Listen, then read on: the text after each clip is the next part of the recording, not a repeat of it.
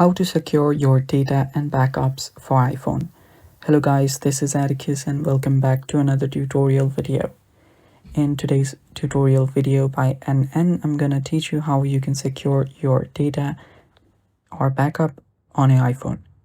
So before we begin, if you guys are new to NN, head down below and hit the subscribe button so you don't miss out on our future videos.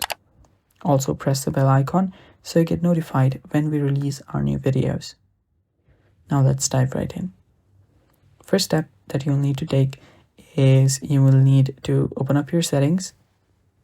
So locate your settings app and then open it up. After you open up your settings, you will need to tap on your name, that is your account on the top. After you do that, you will need to head over to your iCloud. So tap on iCloud. And after you're on your iCloud, you'll need to tap on Advanced Data Protection. So scroll down till you find Advanced Data Protection. Tap on that. And now you will need to turn it on. So turn on your Advanced Data Protection and follow the prompts to turn it on. And after you turn it on, your iCloud will have end-to-end encryption. And you can also set up a account recovery key or contact. And that's how you can secure your backup data on your iPhone. And that's basically it for today's video.